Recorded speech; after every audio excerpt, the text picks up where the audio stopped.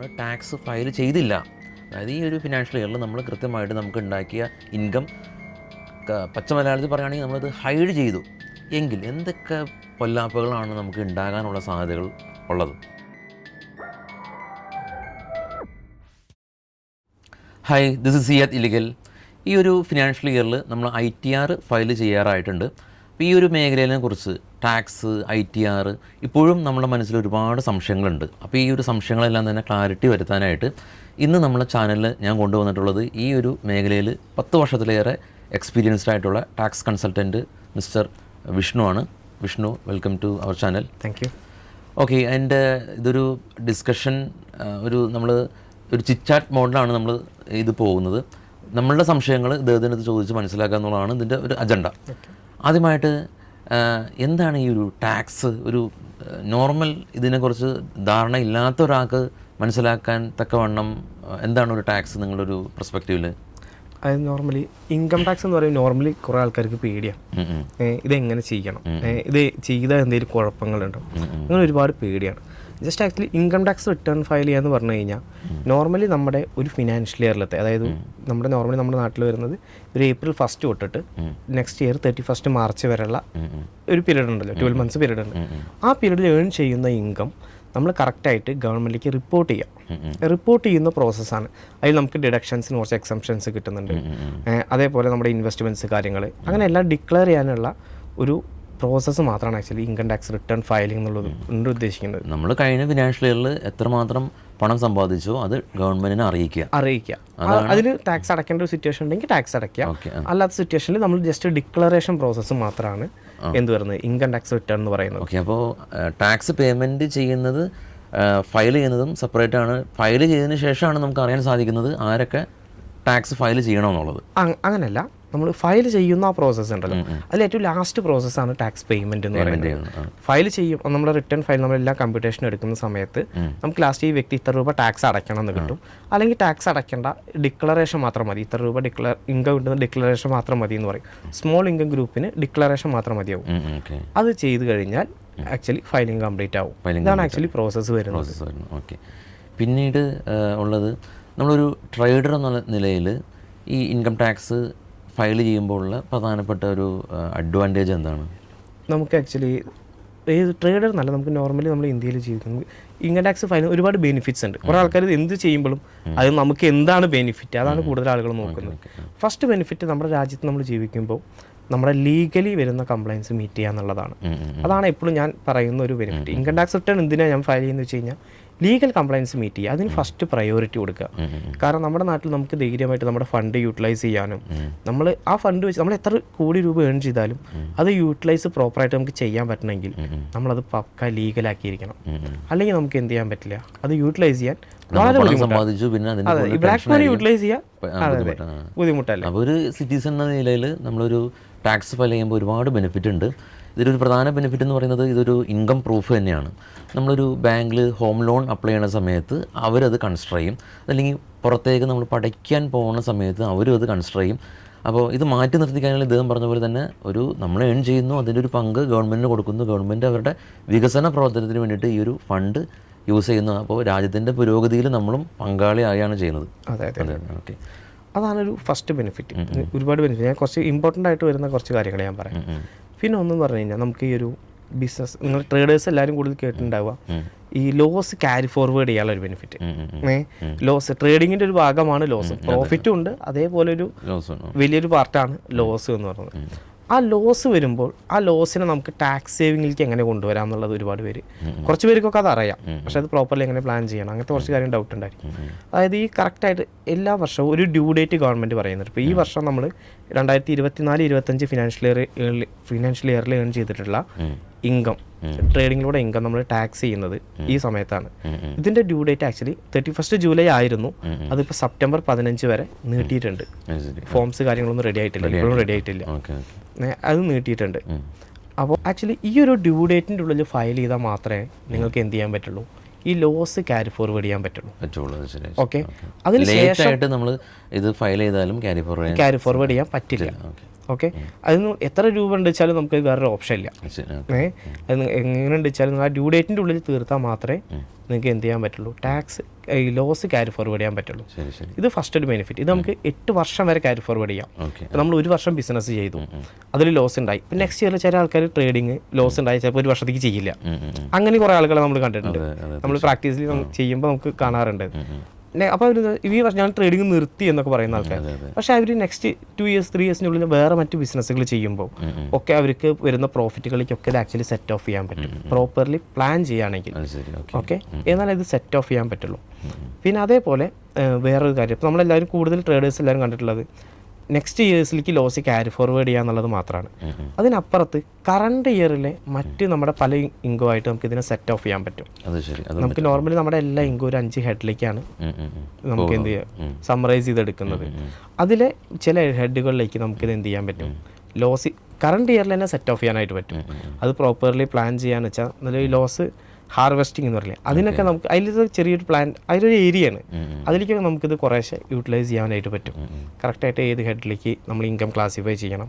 അതുപോലെ ചില പ്രോഫിറ്റുകൾ നമുക്കിപ്പോൾ ബുക്ക് ചെയ്യണോ, മാർച്ച് എൻഡിൽ ബുക്ക് ചെയ്യണോ, അല്ലെങ്കിൽ ചില പ്രോഫിറ്റാണോ അവിടെ ബുക്ക് ചെയ്യേണ്ടത്, അതൊക്കെ നോക്കുന്ന ആക്ച്വലി പക്ക ടാക്സ് പ്ലാനിങ്ങിൽ വരുന്നൊരു ഏരിയയാണ്. വളരെ സിമ്പിളായിട്ട് പറയുകയാണെങ്കിൽ ഇപ്പോൾ നമ്മൾ ട്രേഡേഴ്സാണ്, ട്രേഡ് ചെയ്തു, ഈ വർഷം കുറച്ച് നഷ്ടമുണ്ടായി.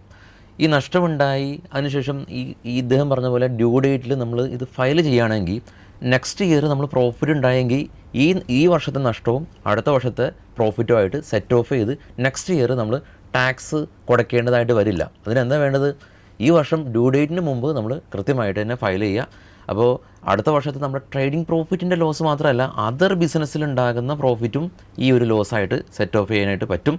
അപ്പോൾ അതുകൊണ്ട് തന്നെ ഈ വീഡിയോയുടെ ഫസ്റ്റ് കമൻറ്റിൽ ഞാനൊരു ഗൂഗിൾ ഷീറ്റ് പിൻ ചെയ്ത് വെച്ചിട്ടുണ്ട്. അപ്പോൾ നിങ്ങൾക്ക് ഇത്ര നേരം നിങ്ങൾ ഇത് കേട്ടതിൽ നിന്ന് ITR ഫയൽ ചെയ്യാനായിട്ട് ഉദ്ദേശമുണ്ടെങ്കിൽ തീർച്ചയായിട്ടും ഗൂഗിൾ ഷീറ്റിൽ നിങ്ങളുടെ ഇൻഫർമേഷൻസ് കൊടുക്കുക. അപ്പോൾ ഇദ്ദേഹത്തിൻ്റെ ഓഫീസിൽ നിങ്ങളെ കോൺടാക്റ്റ് ചെയ്യും. അപ്പോൾ കൃത്യമായിട്ട് ITR ഫയൽ ചെയ്തിട്ട് രാജ്യത്തിൻ്റെ പുരോഗതിയിലും അതുപോലെ തന്നെ നമ്മളുടെ ഇൻഡിവിജ്വൽ പുരോഗതിയിലും ITR ഫയൽ ചെയ്യുന്നതിലൂടെ നമുക്ക് നേടാൻ സാധിക്കും. ഇനിയിപ്പോൾ എൻ്റെ അടുത്തൊരു സംശയം എന്ന് പറയുന്നത്, ഈ സംശയങ്ങളെല്ലാം തന്നെ നമ്മുടെ വ്യൂവേഴ്സിനും അല്ലെങ്കിൽ നമ്മുടെ ജനറൽ പബ്ലിക്കിനുള്ള സംശയങ്ങളാണ്. ഈ ബെനിഫിറ്റ് പറഞ്ഞു, ഇനിയിപ്പോൾ ഒരാൾ ടാക്സ് ഫയൽ ചെയ്തില്ല, അതായത് ഈ ഒരു ഫിനാൻഷ്യൽ ഇയറിൽ നമ്മൾ കൃത്യമായിട്ട് നമുക്ക് ഉണ്ടാക്കിയ ഇൻകം പച്ച മലയാളത്തിൽ പറയുകയാണെങ്കിൽ നമ്മളത് ഹൈഡ് ചെയ്തു എങ്കിൽ എന്തൊക്കെ പൊല്ലാപ്പുകളാണ് നമുക്ക് ഉണ്ടാകാനുള്ള സാധ്യതകൾ ഉള്ളത്? ഫസ്റ്റ് പറഞ്ഞാൽ നമ്മൾ നേരത്തെ പറഞ്ഞ ബെനിഫിറ്റ്സ് അല്ലേ, പക്ക അതിൻ്റെ ഓപ്പോസിറ്റ് സൈഡാണ് ആക്ച്വലി ഇതിൽ സംഭവിക്കാൻ പോണ കാര്യങ്ങൾ. ഒന്ന്, ഇതേ പറഞ്ഞാൽ നമുക്ക് ലീഗൽ കംപ്ലയൻസ് മീറ്റ് ചെയ്യാത്തതുകൊണ്ട് തന്നെ വലിയ രീതിയിൽ ട്രേഡിങ് ചെയ്യുന്ന ആളുകൾക്കൊക്കെ ഫ്യൂച്ചറിൽ സ്ക്രൂട്ടിനി നോട്ടീസ് കാര്യങ്ങൾ വരാൻ ചാൻസ് ഉണ്ട്. അതിൻ്റെ ഇന്ന് അവർക്ക് ഇതൊരു ഫയലിങ്ങിലൂടെ വരുന്ന നിസ്സാര ചിലവാവില്ല, ആ സമയത്ത് അവർക്ക് വരാം പെനാൽറ്റി കാര്യങ്ങൾ വരും. മാത്രമല്ല അത് ചെയ്യാൻ അവർ പ്രൊഫഷണൽസിൻ്റെ അടുത്തേക്ക് പോകുമ്പോൾ ഈ ഒരു സമയത്ത് അവർക്ക് വരുന്ന ഫീസ് ആയിരിക്കില്ല അത്തരം കാര്യങ്ങളിൽ വരുന്ന ചാർജ്. അപ്പോൾ അതിലൊക്കെ അവർക്ക് ആക്ച്വലി ഫിനാൻഷ്യൽ ലോസ് തന്നെയാണ് ഇൻകം ടാക്സ് റിട്ടേണിൻ്റെ സ്ക്രൂട്ടിനി കാര്യങ്ങൾ വന്നു കഴിഞ്ഞാൽ ഉണ്ടാവുക.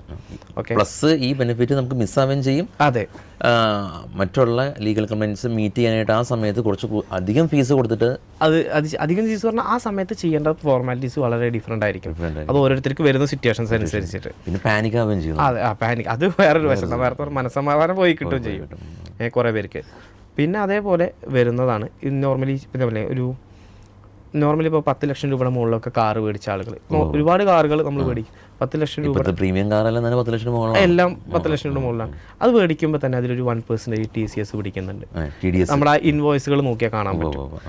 അത് ആക്ച്വലി നമുക്ക് ഒരു നേരം വെച്ചാൽ ആൾക്ക് ഒരുപാട് ടാക്സും അടയ്ക്കേണ്ടി വരില്ല. ആളുടെ ഇൻകം ടാക്സ് അടയ്ക്കുന്നതിൻ്റെ ലിമിറ്റിൽ താഴെ ആയിരിക്കും. ആ വ്യക്തിക്ക് എന്ത് ചെയ്യുക, അത് റീഫണ്ട് ആയിട്ട് ആളുടെ അക്കൗണ്ടിലേക്ക് എടുക്കാം. നമ്മൾ എക്സസ് കൊടുത്ത TDS എമൗണ്ടുകൾ കാര്യങ്ങളെല്ലാം നമുക്ക് എന്ത് ചെയ്യാം, റീഫണ്ട് ആയിട്ട് നമ്മുടെ അക്കൗണ്ടിലേക്ക് വരും. അതാണ് ഇത് വരുന്നതാണ്. അത് ഇത് ഫയൽ ചെയ്തില്ലെങ്കിൽ എന്ത് ചെയ്യില്ല, കിട്ടില്ല. കറക്റ്റ് ഈ ഒരു ഡ്യൂ ഡേറ്റ് അല്ലെങ്കിൽ അത് കഴിഞ്ഞിട്ടുള്ള ഒരു പീരീഡ് പറയുന്നുണ്ട് ഗവൺമെൻറ്. അതിൻ്റെ ഉള്ളിൽ അത് ചെയ്തില്ലെങ്കിൽ നമുക്ക് എന്തില്ല, റീഫണ്ട് ഒരിക്കലും നമുക്ക് കിട്ടില്ല.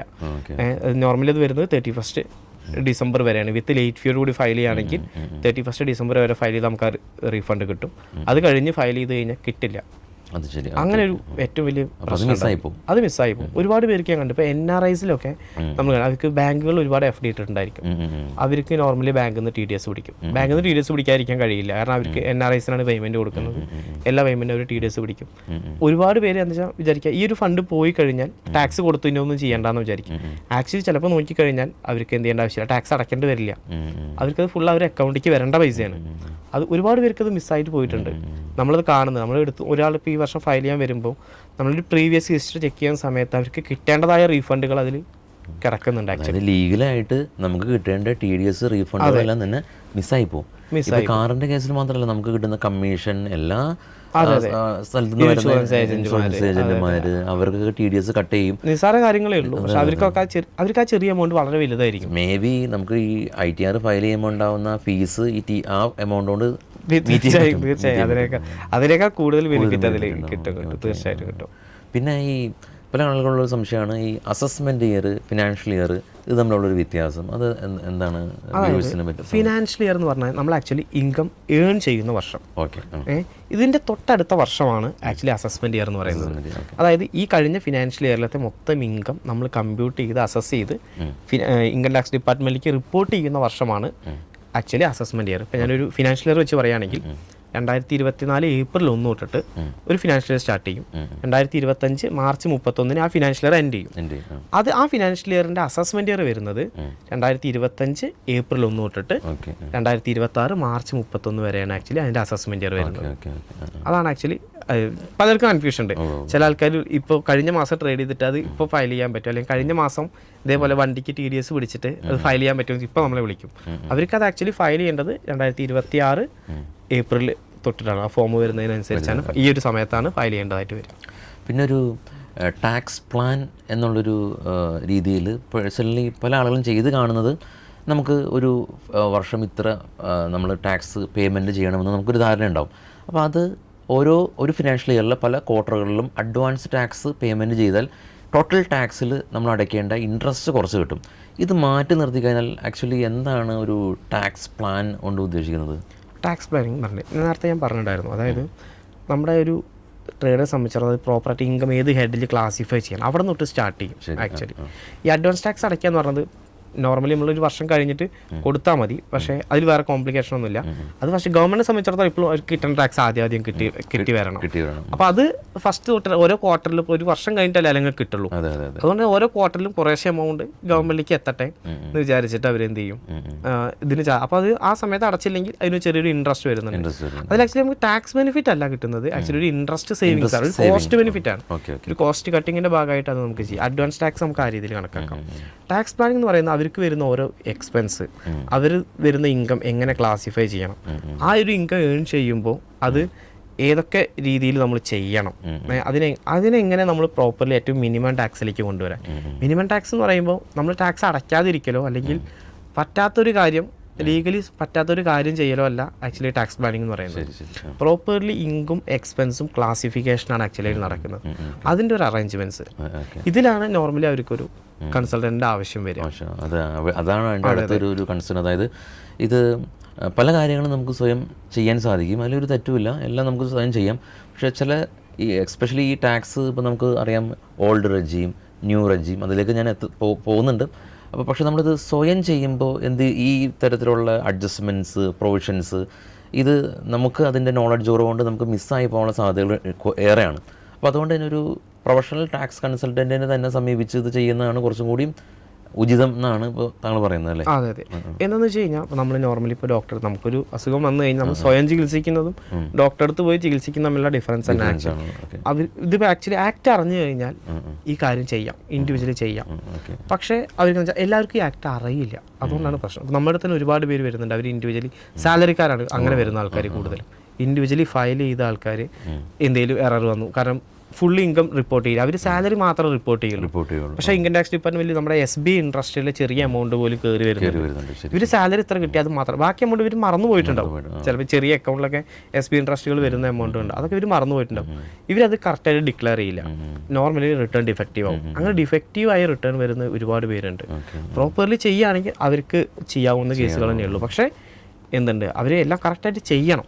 അല്ലെങ്കിൽ എന്ന് വെച്ചാൽ പിന്നെ അത് നോട്ടീസായി ഡിഫക്റ്റീവ് ആയത് ചിലത് അവർ ശ്രദ്ധിക്കില്ല. അതിനൊരു ടൈം പീരീഡ് ഉണ്ട്. അത് കഴിഞ്ഞ് കഴിഞ്ഞാൽ പിന്നെ അത് ചെയ്യാനും പറ്റില്ല. വരേണ്ട റീഫണ്ട് വരില്ല. കുറേ ആൾക്കാർ ഫയൽ ചെയ്തിട്ട് അവർ റീഫണ്ട് എക്സ്പെക്ട് ചെയ്യും, 1 month 2 month ഒക്കെ എക്സ്പെക്ട് ചെയ്യും. അതെല്ലാം കഴിഞ്ഞിട്ടാണ് എന്നിട്ട് കിട്ടില്ല എന്ന് കാണുമ്പോഴാണ് ചിലർ നമ്മുടെ അടുത്തേക്ക് വരുന്നത്. അങ്ങനെ റയർ ആയിട്ടുള്ള കേസുകൾ ഒരുപാട് ആക്ടിൻ്റെ അണ്ടറിലാണ് ഈ ഇൻകം ഹെഡ് വന്നിട്ടുള്ളത് കൊണ്ട് തന്നെ ഒരു നോർമൽ സിറ്റിസനെ സംബന്ധിച്ച് ഇതെല്ലാം തന്നെ മനസ്സിലാക്കി ചെയ്യാന്ന് പറയുന്നത് ഒരു കൺസൾട്ടന്റിന് വേണ്ടി പഠിക്കുന്ന സമയം എടുക്കും. അല്ലേ? അപ്പോൾ അതുകൊണ്ട് തന്നെ ഒരു പ്രോപ്പറായിട്ട് ഒരു കൺസൾട്ടന്റിനെ സമീപിക്കുകയാണെങ്കിൽ ഇത് നമ്മുടെ ടൈം സേവ് ചെയ്യും. അല്ലാതെ ചെയ്ത് കഴിഞ്ഞാൽ അവർക്ക് ഏറ്റവും ചെയ്യാൻ പറ്റും. ഇനിയിപ്പോൾ ഇത് അറിയുന്ന ആൾക്കാർക്കും പ്രോപ്പറായിട്ട് ചെയ്യാൻ പറ്റും. അവരുടെ ടാക്സ് നോക്കിയാൽ നമുക്ക് അതിൽ ഓവർ പേയ്മെന്റ് കാണാം. ഓവർ പേയ്മെന്റ് ആണ്. അതായത് നോർമലി അവർക്ക് ക്ലെയിം ചെയ്യേണ്ട ചില കാര്യങ്ങൾ അവർ ക്ലെയിം ചെയ്യില്ല. ചിലതെന്ന് വെച്ചാൽ ഇൻകം ടാക്സ് ഡിപ്പാർട്ട്മെന്റ് ചില ആൾക്കാർ 10 രൂപ പോയാലും കുഴപ്പമില്ല, വേറെ കുഴപ്പമില്ല എന്ന് വിചാരിക്കുന്ന ആൾക്കാരുണ്ട്. പക്ഷേ ലീഗലി നമുക്കത് എടുക്കാൻ പറ്റും. ഒരു കൺസൾട്ടന്റ് ചെന്ന് കണ്ടു കഴിഞ്ഞാൽ അവർക്കത് ലീഗലി എന്ത് ചെയ്യാം, റീഫണ്ട് ആയിട്ട് എടുക്കാം. കൺസൾട്ടന്റ് ചെയ്യുന്നത് ഈ ഒരു നിയമം അനുസരിച്ച് മാക്സിമം കിട്ടാവുന്ന ബെനിഫിറ്റ് വാങ്ങിച്ചു കൊടുക്കാൻ. അതാണ് ഒരു എല്ലാ കൺസൾട്ടന്റ് ചെയ്യുന്നത്. ഇല്ലീഗൽ ഇത് ആരും ഇപ്പൊ ചെയ്യില്ല. കാരണം അത്ര ലീഗൽ കോംപ്ലിക്കേഷൻസ് കൺസൾട്ടന്റുമാർക്കും ഉണ്ട്. കാരണം ഇല്ലീഗൽ ചെയ്ത് കഴിഞ്ഞാൽ ഒരുപാട് പ്രശ്നങ്ങൾ വരുന്നുണ്ട്. അപ്പോൾ അത് ആക്ച്വലി അതിലേക്ക് ആരും കടക്കില്ല ഇപ്പോൾ. ഓക്കെ. പിന്നീട് ഈ ട്രേഡറെ സംബന്ധിച്ച് ഇപ്പോൾ നമ്മളെ വ്യൂവേഴ്സ് എല്ലാം ഭൂരിഭാഗം ട്രേഡ് ചെയ്യുന്ന ആളാണ്. അപ്പോൾ അടുത്ത വർഷത്തേക്കൊക്കെ എന്തെങ്കിലും പ്ലാനൊക്കെ ചെയ്യാനായിട്ട്, ടാക്സ് പ്ലാനൊക്കെ ചെയ്യാനായിട്ട് ഏതൊക്കെ രീതിയിലാണ് അവർ സമീപിക്കേണ്ടത്? അത് ആക്ച്വലി അവർ ഇപ്പം തന്നെ സ്റ്റാർട്ട് ചെയ്യണം. അവർ ഒരു ബിസിനസ് ഇൻകം എല്ലാവർക്കും അറിയാൻ പറ്റും. നമുക്കൊരു സ്റ്റാർട്ട് ചെയ്ത ഉടനെ തന്നെ ചെയ്ത് അത്രയും നല്ലതാണ്. ചില ആൾക്കാർ ഒന്ന് സ്റ്റാർട്ട് ചെയ്ത് അതിൻ്റെ എങ്ങനെയുണ്ട് ഗ്രോത്ത് എന്നൊക്കെ നോക്കിയിട്ടാണ് ടാക്സിനെ കുറിച്ച് ആലോചിക്കുക. ചില ആൾക്കാർ ഇത് കഴിഞ്ഞ് ഫിനാൻഷ്യൽ ഇയർ കഴിഞ്ഞിട്ടാണ് ആക്ച്വലി ആലോചിക്കുക. അപ്പോൾ നമുക്ക് അധികം പ്ലാൻ ചെയ്യാൻ പറ്റില്ല. കറൻ്റ് സിറ്റുവേഷൻ നമുക്ക് അനലൈസ് ചെയ്തിട്ട് അതിലേറ്റവും ബെറ്റർ ആയിട്ടുള്ള ഓപ്ഷൻസ് നമുക്ക് എടുത്തു കൊടുക്കാനേ പറ്റുള്ളൂ. പക്ഷെ ഒരു ഇൻകം ഏൺ ചെയ്യുന്ന വർഷം തന്നെ അത് കാൽക്കുലേറ്റ് ചെയ്ത് കഴിഞ്ഞാൽ, അല്ലെങ്കിൽ ഇങ്ങനെ വരുന്നുണ്ട് ഇന്ന രീതിയിൽ നമ്മൾ ചെയ്യണം എന്ന് പറഞ്ഞു കഴിഞ്ഞാൽ അവർക്കത് പ്രോപ്പർലി പ്ലാൻ ചെയ്ത് കഴിഞ്ഞാൽ ഏറ്റവും മിനിമത്തിലേക്ക് കൊണ്ടുവരാൻ പറ്റും. ടാക്സ് അടയ്ക്കേണ്ട എന്നല്ല ഞാൻ പറയുന്നത്, ഏറ്റവും മിനിമത്തിലേക്ക് ലീഗലി പറയുന്ന ഏറ്റവും മിനിമം ടാക്സ് അടച്ചാൽ മതി. ഓവർ പേയ്മെൻറ്റ് ഒരിക്കലും ഇൻകം ടാക്സ് ഡിപ്പാർട്ട്മെൻറ്റോ അല്ലെങ്കിൽ നമ്മുടെ ഗവൺമെൻറ്റോ എൻ്റർടൈൻ ചെയ്യുന്നില്ല. കറക്റ്റ് അടച്ചാൽ മതി. കറക്റ്റ് അടച്ചില്ലെങ്കിൽ അവർ പിടിക്കും. അതൊരു കാര്യമാണ്. കുറേ ആൾക്കാർ നമ്മൾ ചെയ്യുന്നത് എന്താ വെച്ചാൽ പ്രോപ്പറായിട്ട് ടേൺ ഓവർ കാണിക്കാതിരിക്കുക, ടേൺ ഓവർ കാര്യങ്ങൾ കാണിക്കാതിരിക്കുക, അങ്ങനെയൊക്കെ ചെയ്യുന്ന പരിപാടിയാണ്. നമ്മൾ എന്തിനാണ് അങ്ങനെ നിൽക്കുന്നത്? നമ്മളത് ഉള്ളത് പ്രോപ്പറായിട്ട് കാണിച്ചു കഴിഞ്ഞാൽ നമുക്കതിൽ ഭാവിയിൽ വരുന്ന കോൺസിക്വൻസ് വളരെ നമുക്കത് ഒഴിവാക്കാൻ പറ്റും. നമ്മൾ ഇത്ര നേരം നമ്മൾ ഡിസ്കസ് ചെയ്തത് ഇൻകം ടാക്സ് ഫയൽ ചെയ്യുന്നതിൻ്റെ ബെനിഫിറ്റ്സ് അല്ലെങ്കിൽ ഫയൽ ചെയ്യാത്തതിൻ്റെ കോൺസിക്വൻസ് ആണ്. പ്രധാനമായിട്ടും ഫയൽ ചെയ്താൽ ട്രേഡേഴ്സ് മനസ്സിലാക്കേണ്ടത് അടുത്ത 8 വർഷത്തേക്ക് നമുക്കുണ്ടാവുന്ന ട്രേഡിംഗ് ലോസും ആസ് വെൽ ആസ് നമ്മുടെ ബിസിനസ് ലോസും സെറ്റ് ഓഫ് ചെയ്യാൻ പറ്റുമെന്നുള്ളതാണ്. ഇത് നമുക്ക് ആരൊക്കെയാണിത് ആക്ച്വലി ഫയൽ ചെയ്യേണ്ടത്, റിപ്പോർട്ട് ചെയ്യേണ്ടത്, അല്ലെങ്കിൽ ഏത് ലെവലിൽ അപ്പുറം പോകുമ്പോഴാണ് ടാക്സ് കൊടുക്കേണ്ടത്? അതാണ് നല്ലൊരു പോയിന്റാണ്. കാരണം കുറേ ആൾക്കാർ ഇൻകം ടാക്സ് റിട്ടേൺ ഫയൽ ചെയ്ത് അപ്പം തന്നെ ടാക്സ് അടയ്ക്കേണ്ടി വരും എന്നുള്ള പേടി കുറേ ആൾക്കാർക്കുണ്ട്. ആക്ച്വലി അത് പണ്ട് റിട്ടേൺ ഫയൽ ചെയ്യാതിരിക്കുന്നുണ്ട് കുറേ പേര്. അത് ഫയൽ ചെയ്തില്ലെങ്കിൽ അവർക്ക് വരുന്ന കോൺസിക്വൻസ് നമ്മൾ നേരത്തെ സംസാരിച്ച കാര്യങ്ങളൊക്കെ വരും. അവരത് കറക്റ്റായിട്ട് റിപ്പോർട്ട് ചെയ്യാതെ. അപ്പോൾ നമുക്ക് നിലവിൽ നമ്മൾ 2 റെജീമുണ്ട് ഇപ്പോഴത്തെ സ്കീം പ്രകാരം. ഓൾഡ് ടാക്സ് റെജീമും ന്യൂ ടാക്സ് റെജീമും ഉണ്ട്. അതിലൊരു ബേസിക് എക്സംഷൻ ലിമിറ്റ് പറയുന്നുണ്ട്. ഓൾഡ് റെജീമിൽ 2.5 ലക്ഷം രൂപയും ന്യൂ ടാക്സ് റെജീമിൽ 3 ലക്ഷം രൂപയും. നമ്മൾ ഏത് സ്കീമാണ് നമ്മൾ ചൂസ് ചെയ്യുന്നത് വെച്ചാൽ അതിനനുസരിച്ച് ഈ ഒരു ഇൻകം ലെവൽ 2-3 ലക്ഷത്തിന് മുകളിൽ വരുന്നവർ മാത്രമേ ആക്ച്വലി എന്ത് ചെയ്യേണ്ട ആവശ്യമുള്ളൂ, റിട്ടേൺ ഫയൽ ചെയ്യേണ്ട ആവശ്യമുള്ളൂ. നമുക്ക് ഇനി ഇവർ ടാക്സ് അടയ്ക്കേണ്ട സിറ്റുവേഷൻ നോർമലി ഇപ്പോൾ നമ്മൾ ന്യൂസിലൊക്കെ കേട്ടിട്ടുണ്ടായിരിക്കും. അതുപോലെ ബഡ്ജറ്റ് അവതരിപ്പിക്കും എല്ലാവരും 7 ലക്ഷം രൂപ വരെ ടാക്സ് അടയ്ക്കേണ്ട. ഇപ്പോൾ പുതിയ സ്കീം വെച്ചാൽ 12 ലക്ഷം രൂപ. ഈ 12 ലക്ഷം ആക്ച്വലി ഈ ഒരു കറണ്ട് ഫിനാൻഷ്യൽ ഇയർ ആണ്. നെക്സ്റ്റ് അസസ്മെന്റ് ഇയറിലാണ് നമുക്കതിൻ്റെ ഫയലിംഗ് വരിക. ഇപ്പോഴത്തെ കറണ്ട്ലി വരുന്ന ഫയലിംഗിൽ 7 lakhs തന്നെയാണ്. അതായത് ഈ തവണ ഈ വീഡിയോ കണ്ട് നിങ്ങൾ ഇതിൽ കോൺടാക്ട് ചെയ്യുമ്പോൾ നമ്മുടെ ലിമിറ്റ് സ്റ്റിൽ 7 lakh തന്നെയാണ്. 12 lakh നെക്സ്റ്റ് ഫിനാൻഷ്യൽ ഇയറിലാണ് ആപ്ലിക്കബിൾ ആവുക. അതെ. ഓൾഡ് സ്കീമിലാണ് വെച്ചാൽ അത് 5 lakhs ആണ്. ഓൾഡ് സ്കീം ഇപ്പോഴും പുതിയ അടുത്ത വർഷത്തേക്ക് ഒന്നും മാറ്റിയിട്ടില്ല. അതിൽ അധികം ചേഞ്ചസ് വരാൻ ചാൻസ് ഇല്ല. ന്യൂ സ്കീമിൽ മാത്രം ചേഞ്ചസ് വരുന്നത്. ഓപ്റ്റ് ചെയ്യാൻ സാധിക്കുമോ? ഓൾഡ് റെജീം ന്യൂ റെജീം പറ്റും. പക്ഷേ അതിൽ കുറച്ച് കണ്ടീഷൻസ് കാര്യങ്ങളുണ്ട്. അതായത് നമ്മൾ ഒരു പ്രാവശ്യം ഇത് ചൂസ് ചെയ്തിട്ട് സാലറി ഇൻകം മാത്രമുള്ളവർക്ക് ഓരോ വർഷവും ഏതാണോ ബെനിഫിറ്റ് വെച്ചാൽ അത് അപ്പം ചൂസ് ചെയ്യാനുള്ള ഓപ്ഷൻ ഉണ്ട്. നേരെ മറിച്ച് ഒരു ബിസിനസ് ഇൻകം ഉള്ള ആളുകൾക്ക് ഓൾറെഡി ഇപ്പോൾ നിലവിൽ ഡിഫോൾട്ട് സ്കീം എന്ന് പറയുന്ന ന്യൂ സ്കീമാണ്. അത് ഓൾഡ് സ്കീം ഒരു പ്രാവശ്യം ചൂസ് ചെയ്ത് കഴിഞ്ഞാൽ പിന്നെ അതിന് തിരിച്ച് ഒരു പ്രാവശ്യം ഇങ്ങോട്ട് വരാം. ഒരു മാസം ബാക്ക് ചെയ്യാം. ബാക്ക് ചെയ്യാം. പക്ഷെ പിന്നെ തിരിച്ച് അങ്ങോട്ട് പോകാൻ പറ്റില്ല. അങ്ങനെ ഒരു ഓപ്ഷൻ ഉണ്ട്. അപ്പോൾ അത് ആക്ച്വലി ബിസിനസ്സുകാരനെ ഒന്ന് പിടിച്ചു നിർത്തിയിരിക്കുകയാണ് ആക്ച്വലി. അതായത് ഗവൺമെന്റ് താല്പര്യം ന്യൂ റെജീമാണ്. അതെ. ഇനി ടാക്സ് അടയ്ക്കേണ്ട സിറ്റുവേഷൻ എന്ന് പറഞ്ഞു കഴിഞ്ഞാൽ ഇവർക്ക് 7 ലക്ഷം രൂപയ്ക്ക് മുകളിൽ വരുമ്പോൾ, ഇവർ നെറ്റ് ഇൻകം 7 ലക്ഷം രൂപയ്ക്ക് മുകളിൽ വരുമ്പോഴാണ് ആക്ച്വലി ഇവർക്ക് ടാക്സ് പേയ്മെന്റ് വരുന്നുള്ളൂ. അതായത് അതിൻ്റെ ഇടയിൽ ഈ 2 ലക്ഷം ടു 5 ലക്ഷം അല്ലെങ്കിൽ 2 ലക്ഷം ടു ന്യൂ സ്കീമാണെന്ന് വെച്ചാൽ 7 ലക്ഷം രൂപ വരെ ഒരു റിബേറ്റ് ആണ് പ്രൊവൈഡ് ചെയ്യുന്നത്. അത് ആക്ച്വലി റിട്ടേൺ ഫയൽ ചെയ്താൽ മാത്രമേ കിട്ടുള്ളൂ. റിട്ടേൺ ഇപ്പോൾ ഫയൽ ചെയ്യാത്ത ആൾക്കുള്ള ഒരു പ്രധാന പ്രശ്നം ഇതും കൂടിയാണ്. റിട്ടേൺ ഫയൽ ചെയ്തില്ലെങ്കിൽ അവർക്ക് എന്ത് ചെയ്യില്ല, ഈ റിബേറ്റിന് എലിജിബിൾ ആവില്ല.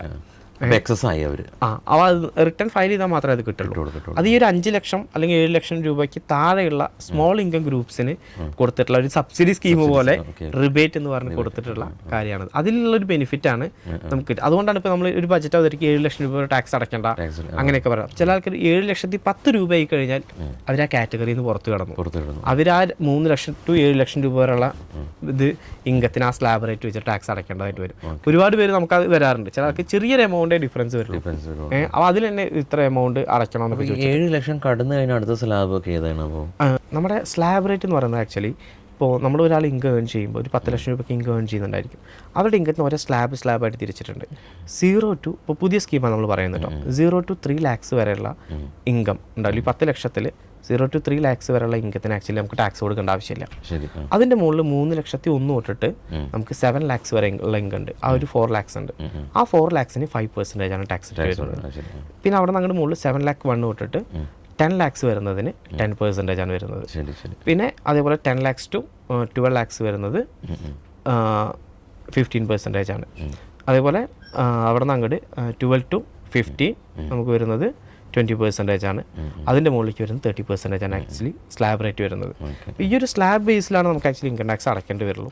അല്ലാതെ ഇപ്പോൾ നമുക്കൊരു 10 ലക്ഷമുള്ള ആൾക്ക് ഈ 10 ലക്ഷത്തിന് 30% അല്ലെങ്കിൽ ഈ പറഞ്ഞ 10% അങ്ങനെയല്ല. ഈ ഒരു ഇൻകം അത് ആക്ച്വലി ഈ ഇൻകം ടാക്സ് എന്ന് പറയുന്നത് തന്നെ നമുക്ക് സ്മോൾ ഇൻകം ഗ്രൂപ്പ്സിന് സ്മോൾ ടാക്സും ഹയർ ഇൻകം ഗ്രൂപ്പ്സിന് ഹയർ ടാക്സും ഉള്ള രീതിയിലാണ്. അതിൻ്റെ ഭാഗമായിട്ടാണ് ഇപ്പോൾ 7 ലക്ഷം രൂപ വരെയുള്ള ആളുകൾക്ക് റിബേറ്റ് കൊടുത്തിട്ടുള്ളത്. ഇപ്പോൾ കറണ്ട് ഇയറിൽ അത് 12 lakhs വരെയുള്ള ഇൻകത്തിന് റിബേറ്റ് കൊടുത്തിട്ടുണ്ട്. അത് ആക്ച്വലി സാധാരണക്കാരൻ്റെ കയ്യിൽ ഫണ്ട് നിൽക്കും.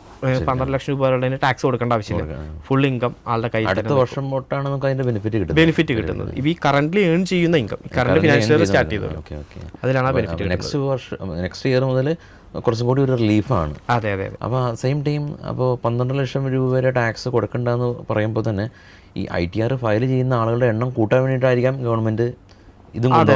അത് ആ ഒരു പേടി ആളുകൾക്ക് മാറും.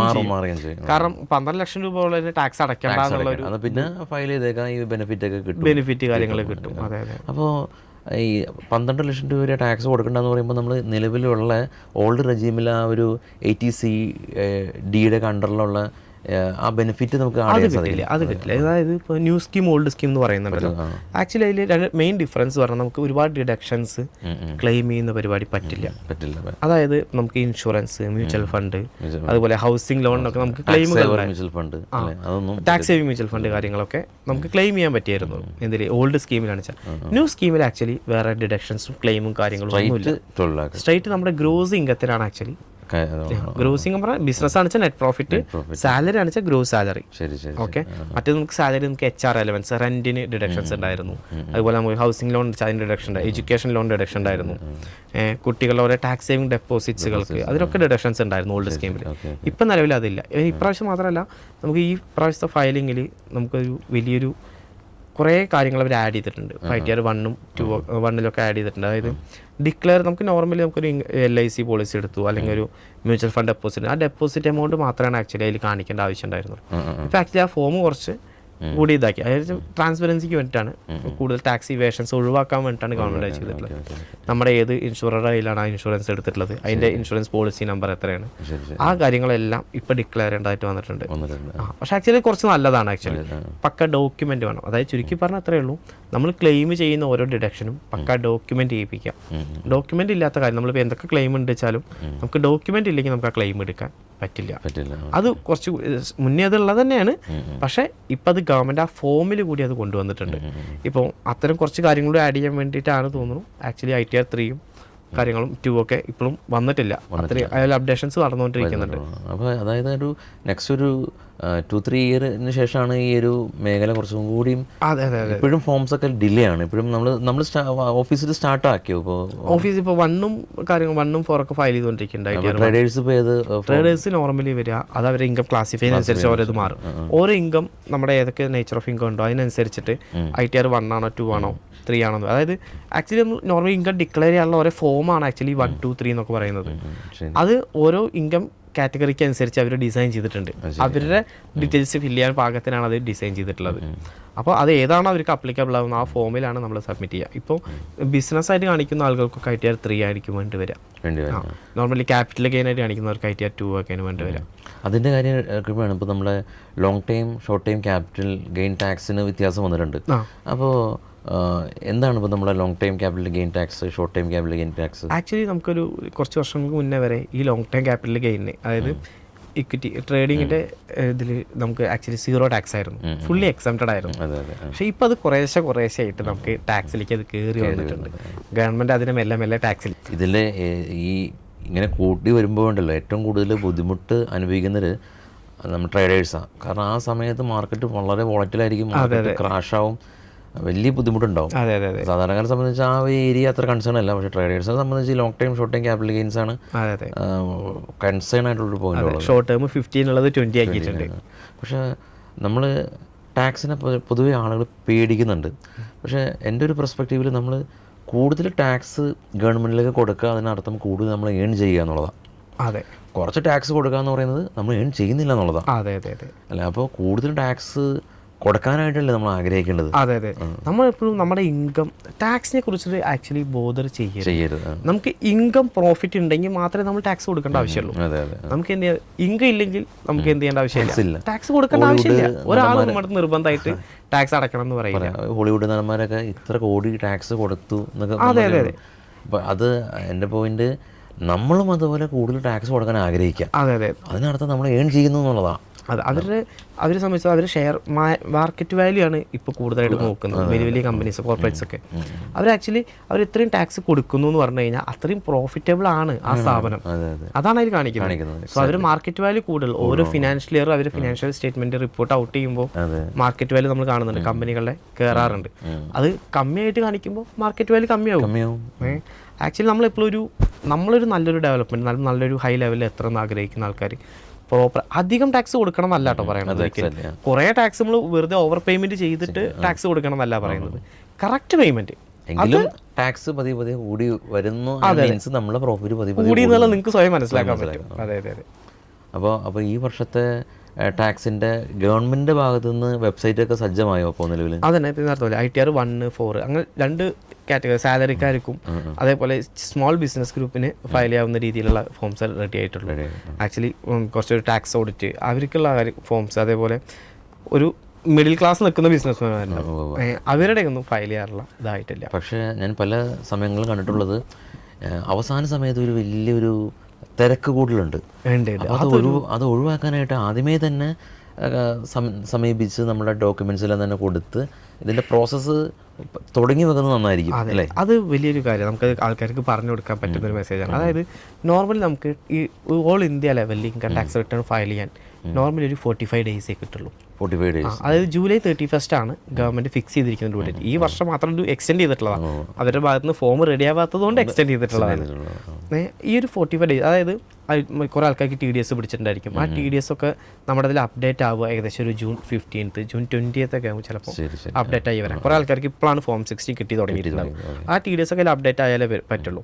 അതിനുശേഷം ജൂൺ 15th പറഞ്ഞാൽ ജൂലൈ 31 ഡ്യൂ ഡേറ്റ് ആയി. ആ ഒരു 45 ഡേയ്സ് ആണ് ആക്ച്വലി. അതിൽ സൺഡേസ് ഉണ്ട്. പക്ഷെ നമുക്ക് ആ സമയത്ത് ഒരു സൺഡേസും ഇല്ല കേട്ടോ. ഏതൊരു കൺസൾട്ടൻസും CA ഫേംസും ഒക്കെ ആക്ച്വലി ഒരു സൺഡേസും ഉണ്ടാവില്ല, ഫുൾ വർക്കിംഗ് ആയിരിക്കും. ആ സമയത്ത് ആ ഒരു 45 ഡേയ്സ് ആണ് ഓൾ ഇന്ത്യ ലെവലിൽ കിട്ടുന്നത്. അതുകൊണ്ട് തന്നെ ആ സമയത്ത് കൂടുതൽ ടാക്സ് പ്ലാനിങ്ങുകൾ നടക്കില്ല. ആ സമയത്ത് ഡാറ്റ കളക്ട് ചെയ്യുക, പ്രോപ്പറായിട്ട് എല്ലാ ഡാറ്റ അറേഞ്ച് ചെയ്യുക, ഡാറ്റ അവൈലബിൾ ആയിട്ടുള്ള എല്ലാ ഡാറ്റകളും നമ്മൾ കളക്ട് ചെയ്ത് അതിനെ പ്രോപ്പറായി ക്ലാസിഫൈ ചെയ്ത് റിട്ടേൺ സബ്മിറ്റ് ചെയ്യുക എന്നുള്ളതാണ് മെയിൻ ആയിട്ടുള്ള കാര്യങ്ങൾ നടക്കും. ടാക്സ് പ്ലാനിങ് ഒക്കെ ആക്ച്വലി അതിന് മുന്നേ നടക്കേണ്ട കാര്യങ്ങളാണ്. അപ്പോൾ നിങ്ങൾ കാണുന്ന ആളുകൾ 45 ഡേയ്സിൻ്റെ ആ ഒരു ട്രാഫിക് ജാമിൽ പെടാതെ ആദ്യമേ തന്നെ ഡീറ്റെയിൽസ് കൊടുക്കുക, സംസാരിക്കുക, നിങ്ങളുടെ കാര്യങ്ങളൊക്കെ സംസാരിക്കുക. ആ സമയത്ത് ഡിസ്കഷൻസ് പറ്റില്ല എന്നാണ് കൂടുതൽ ഡിസ്കഷൻസിന് ആക്ച്വലി ഏതൊരു സ്ഥലത്തും സമയം ഉണ്ടാവില്ല, കൂടുതൽ ആളുകൾക്ക് സമയം ഉണ്ടായിരിക്കില്ല. പെരുന്നാളിൻ്റെ തലേന്ന് നമ്മൾ തയ്ക്കാൻ കൊടുക്കുമ്പോൾ ഇരിക്കും. ഓക്കെ ഓക്കെ ഓക്കെ, അതേപോലെ തന്നെ. പിന്നെ അതേപോലെ നമുക്ക് നോർമലി ചെയ്യുന്നത് ഇപ്പോൾ ഒരു 31 മാർച്ച് കഴിഞ്ഞാൽ നമ്മുടെ ആ വർഷത്തെ മൊത്തം ഇൻകം എത്രയും നമുക്ക് കാൽക്കുലേറ്റ് ചെയ്യാൻ പറ്റും. അതൊരു 1 ഏപ്രിൽ തൊട്ട് തന്നെ നമ്മൾ നമ്മുടെ റിപ്പോർട്ടും കാര്യങ്ങളൊക്കെ എടുത്തിട്ട് നമ്മൾ സമീപിക്കാം. അപ്പോൾ നമുക്ക് അതിലത്തെ വർക്കിങ്സ് കാര്യങ്ങളൊക്കെ ഓൾറെഡി നമുക്ക് ചെയ്ത് വെക്കാൻ പറ്റും. TDS വരാനുണ്ടെങ്കിൽ അവർക്ക് അറിയാൻ പറ്റും TDS ഏതൊക്കെ വരാനുണ്ടെന്ന്. അവർ പ്രോപ്പർ അക്കൗണ്ട്സ് മെയിൻറ്റെയിൻ ചെയ്യുന്ന ആളുകൾക്കൊക്കെ അത് അറിയാൻ പറ്റും. അത് റിപ്പോർട്ട് ചെയ്ത് ആ TDS വരുന്നവരെ നമുക്ക് വെയിറ്റ് ചെയ്യാം. അതേപോലെ ആ കൺസേൺഡ് ടീംസിനെ കോൺടാക്ട് ചെയ്യാൻ പറ്റും. TDS അവർ ഫയൽ ചെയ്തിട്ട് അവർ അപ്ലൈക്കാണ് ഫയൽ ചെയ്യുന്നത്. അപ്പോൾ നമുക്ക് ഏകദേശം അറിയാൻ പറ്റും അവരുടെ എല്ലാ TDS അപ്ലൈക്ക് അപ്ഡേറ്റ് ആവും എന്നുള്ളതൊക്കെ. അത് ആക്ച്വലി അതിനനുസരിച്ച് പ്ലാൻ ചെയ്തിട്ട് ഇനി ഏറ്റവും പെട്ടെന്ന് തന്നെ ചെയ്യാം. റീഫണ്ട് കിട്ടാനുള്ള വെച്ചാൽ അത് ആദ്യം കിട്ടും. റീഫണ്ട് ആദ്യം കിട്ടും. അതുകൊണ്ട് മറ്റേ ഇതിന്റെ ഫീസ് കൊടുത്താലും മതിയാവും. അതെ, പക്ഷെ റീഫണ്ട് കിട്ടിയിട്ട് ഫീസ് എന്നുള്ളൊരു പോയിന്റ് നടക്കില്ല. കാരണം അതൊരു ഇതായിരിക്കും. റീഫണ്ട് കിട്ടാൻ ചിലപ്പോൾ 1 മന്ത് ആവും, ചില കേസിൽ 2 മന്ത് ആവും. കിട്ടും റീഫണ്ട് കിട്ടും. അതുവരെ വെയിറ്റ് ചെയ്ത് കഴിഞ്ഞാൽ ചിലപ്പോൾ ശരിയാവില്ല. അതായത് നമ്മൾക്ക് അവകാശമുള്ള TDS ഇത് ഫയൽ ചെയ്തില്ലെങ്കിൽ ആർക്കും ഇല്ലാതെ പോകും. അതെ അതെ അതെ. അപ്പോൾ അത് കൃത്യമായിട്ട് നമുക്ക് TDS നമ്മുടെ അക്കൗണ്ടിലേക്ക് വരികയും ചെയ്യും. പിന്നെ കൂടാതെ തന്നെ നമ്മളെ സംബന്ധിച്ചൊരു ഇൻകം പ്രൂഫാണല്ലോ. ഇപ്പോൾ ITR ഫയൽ ചെയ്തിട്ടുണ്ട്, ഒരു 3 വർഷം നമ്മൾ അടുപ്പിച്ച് ഫയൽ ചെയ്തിട്ടുണ്ടെങ്കിൽ നമ്മളെ സംബന്ധിച്ചൊരു ഇൻകം പ്രൂഫാണ്. അതെ, എവിടെയും നമുക്കത് സബ്മിറ്റ് ചെയ്യാൻ പറ്റും. അപ്പോൾ തീർച്ചയായിട്ടും ITR ഫയൽ ചെയ്യേണ്ടതിൻ്റെ ഒരു ആവശ്യകതയും ഇമ്പോർട്ടൻസ് ഉണ്ട്, ചെയ്തതിനുള്ളൊരു കോൺസിക്വൻസ് ഉണ്ട്. പിന്നെ പല ബെനിഫിറ്റ്സ് നമുക്ക് മിസ്സായി പോകുന്നുണ്ട്. ഇത് മാറ്റി നിർത്തി കഴിഞ്ഞാൽ ഈ രാജ്യത്തിൻ്റെ പുരോഗതിയിൽ എത്രമാത്രമാണ് ഈ ഗവൺമെൻറ് സംബന്ധിച്ച് ഈ ഒരു ടാക്സിലൂടെയാണ് മറ്റുള്ള എത്ര പെർസെൻറ്റേജ് ആളുകളാണ് ഇപ്പോൾ ടാക്സ് കൊടുക്കുന്നത് ഇന്ത്യയിൽ? വളരെ ചുരുക്കം പെർസെൻറ്റേജിന് ആക്ച്വലി അതേ ഉള്ളൂ. നമുക്ക് ആക്ച്വലി നമ്മുടെ നാട്ടിൽ 2 ടാക്സ് സ്റ്റെപ്പ് നിലവിൽ നമുക്ക് എല്ലാവരും അറിയുന്നത്. ഒന്ന് ഇൻകം ടാക്സും പിന്നെ ഒന്ന് GST. ഇത് രണ്ടും കേട്ടിട്ടുണ്ട്. ആക്ച്വലി നമുക്ക് GSTയിലാണ് ആക്ച്വലി നമ്മുടെ രാജ്യത്തിന് ഏറ്റവും കൂടുതൽ വരുമാനമുള്ളത്. ഇൻകം ടാക്സിനേക്കാൾ കൂടുതൽ ആക്ച്വലി വരുമാനമുള്ളത് നമ്മുടെ രാജ്യത്തിന് GST ടാക്സ് ആയതുകൊണ്ടല്ലേ, അത് ഒഴിവാകാൻ പറ്റില്ല. അതെ, അത് എല്ലാവർക്കും ഒരേപോലെയാണ് ടാക്സ് ഇത് ഗൂഡ്സിന്. അപ്പോൾ നമ്മൾ എന്തെങ്കിലും ഒരു പ്രൊഡക്റ്റ് മേടിച്ചു, കുറച്ച് അംബാനി ആ ഒരു സെയിം കാർ മേടിച്ചാലും ഞാനൊരു കാർ മേടിച്ചാലും GST ആ കാറിന് സെയിം എമൗണ്ട് ആണ്. മനസ്സിലായില്ലേ? അതേപോലെ അല്ല, ഇൻകം ടാക്സ് അങ്ങനെയല്ല. അംബാനി ഹൈ ഇൻകം സ്ലാബിൽ വരുന്ന ആളാണ്. അതെ അതെ, അത് ഇൻകം കൂടുതലുള്ള ആളുകൾ കൂടുതൽ ടാക്സ് അടയ്ക്കേണ്ടി വരും. നമ്മൾ എന്ത് ചെയ്യണം? നമ്മുടെ ഇൻകത്തിനുള്ള ടാക്സ് അടച്ചാൽ മതി. ചുരുക്കം പറയുകയാണെങ്കിൽ 130 കോടി ജനങ്ങൾ ജീവിക്കുന്നത് വളരെ മൈനോറിറ്റി ആയിട്ടുള്ള ആളുകൾ ടാക്സ് പേയ്മെൻറ്റ് കൊടുത്ത്. നമ്മൾ ആക്ച്വലി നമ്മുടെ നാട്ടിൽ 150 കോടി ജനങ്ങളുണ്ട്. എല്ലാവരും സ്ലാബിൽ പെടില്ല. പിന്നെ എല്ലാ സ്ഥലത്തേക്കും ഇത് എത്തിയിട്ടില്ല. പക്ഷേ ഇപ്പോൾ നല്ല ഡിജിറ്റലൈസ് ചെയ്ത കാരണം ഒരുപാട് കാര്യങ്ങൾ ഇപ്പോൾ നമ്മൾക്ക് തന്നെ കൂടുതൽ ഓൺലൈനാണ്. നമുക്ക് എവിടെ ഉള്ള ഒരാളുടെ റിട്ടേൺ നമ്മുടെ ഓഫീസിലിരുന്ന് നമുക്ക് ചെയ്യാൻ പറ്റും. എല്ലാം ഓൺലൈൻ പ്രോസസ്സാണ്. ഓക്കെ, അതാണ് അടുത്ത പോയിന്റ്. അതായത് ഇപ്പോൾ നമ്മുടെ ഓഫീസ് പാലക്കാടാണ്. അതെ, ട്രിവാൻഡ്രത്തുള്ള ആള് ഓൺലൈനിൽ ബന്ധപ്പെട്ടിട്ട് ഫയൽ ചെയ്യാം. അതെ അതെ, നമുക്ക് ഫിസിക്കലി ഓഫീസിൽ വരേണ്ട ആവശ്യം തന്നെ ഇല്ല. അക്കൗണ്ട് ഡീറ്റെയിൽസുകൾ കൊടുക്കാം, സ്റ്റേറ്റ്മെന്റുകൾ കൊടുക്കാം. അതെ അതെ, എല്ലാം പക്ക ഓൺലൈൻ സർവീസ് ആണ്. എത്ര ദൂരത്ത് നിന്ന് വെച്ചാൽ നമുക്ക് ചെയ്യാൻ പറ്റും, അവരുടെ കാര്യങ്ങൾ ചെയ്യാൻ പറ്റും. അവർ ചെയ്യേണ്ടത് അവർ കറക്റ്റ് ആയിട്ടുള്ള ഇൻകം കാര്യങ്ങൾ നമ്മുടെ അടുത്ത് ഡിക്ലെയർ ചെയ്യാന്നുള്ളതാണ്. അവർ നമ്മുടെ അടുത്ത് ഹൈഡ് ചെയ്ത് കഴിഞ്ഞാൽ വളരെ ബുദ്ധിമുട്ടാണ്. നമുക്കല്ല ബുദ്ധിമുട്ട്, അവർക്കാണ് അതിന്റെ ബുദ്ധിമുട്ട്. പഴഞ്ചൊല്ല് പറയും പോലെ മറ്റേ വക്കീലിന്റെ അടുത്തും ഡോക്ടറിന്റെ അടുത്തും ഇപ്പോൾ ടാക്സ് കൺസൾട്ടന്റിന്റെ അടുത്തും നുണ പറയാൻ പറ്റില്ല. അതെ അതെ, ഇപ്പം അതെ, അത് നുണ പറഞ്ഞു കഴിഞ്ഞാൽ ആക്ച്വലി നമുക്കത് വെച്ചിട്ട് ഫയൽ ചെയ്യാൻ പറ്റും. അവർ തന്ന ഡീറ്റെയിൽസ് അല്ലാതെ നമുക്ക് അവർ മറ്റുള്ള കാര്യങ്ങൾ അറിയാൻ പറ്റില്ല. ഇപ്പോൾ ഇൻകം ടാക്സ് സൈറ്റിൽ നമുക്ക് കുറേ കാര്യങ്ങൾ അവൈലബിൾ ആവും. അതിൻ്റെ അപ്പുറത്ത് എന്തെങ്കിലും കാര്യങ്ങളുണ്ടെങ്കിൽ നമുക്ക് അറിയാൻ പറ്റില്ല. അത് ആക്ച്വലി അവർ നമുക്ക് തരണം. അത് അവർ നമുക്ക് തന്നു കഴിഞ്ഞാൽ നമുക്ക് അവർ പ്രോപ്പറായിട്ട് അവർക്ക് വേറെ ലീഗൽ ഇഷ്യൂസ് ഒന്നും ഇല്ലാതെ നമുക്ക് എന്ത് ചെയ്യാൻ പറ്റും, ക്ലിയർ ചെയ്ത് കൊടുക്കാൻ പറ്റും. പിന്നെ ഒരു ക്വസ്റ്റ്യൻ, ഇപ്പോൾ നമ്മളുടെ സ്ഥാപനം വഴി ഒരാൾ ടാക്സ് സബ്മിറ്റ് ചെയ്തു. ഇവർക്ക് ഇൻ കേസ് ഏതെങ്കിലും ഒരു നോട്ടീസ് വന്നു കഴിഞ്ഞാൽ ഈ പാർട്ടി ഇതായിട്ട് പോകണോ അതോ സ്ഥാപനം തന്നെയാണോ അത് ഡീൽ ചെയ്യുന്നത്?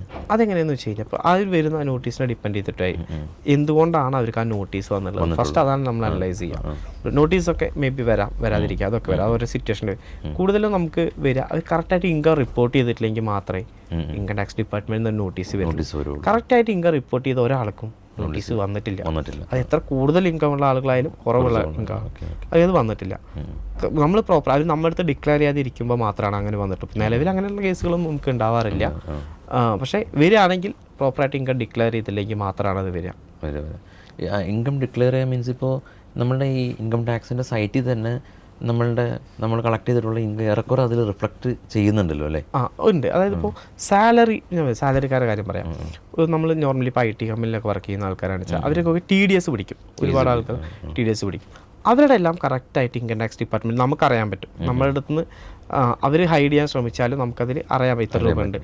അത് കുറേ ആൾക്കാർ ഹൈഡ് ചെയ്യാൻ ശ്രമിക്കുന്നതല്ല, അവർ വിട്ടുപോകുന്ന കേസുകളുണ്ട്. ആരും ഒരു വർഷത്തോളം ആലോചിച്ചിരിക്കുന്നില്ല, അവർ വിട്ടുപോകുന്ന കേസുകളുണ്ട്. അത് ചിലത് ഇതിലേക്ക് TDS കാര്യങ്ങളൊക്കെ പിടിക്കുന്നതാണെന്ന് വെച്ചാൽ ഇതിൽ കയറി ഇപ്പോൾ SBI അക്കൗണ്ടത്തെ ഇൻട്രസ്റ്റ് കാര്യങ്ങളൊക്കെ ഇതിൽ ഇപ്പോൾ കയറി വരുന്നുണ്ട്.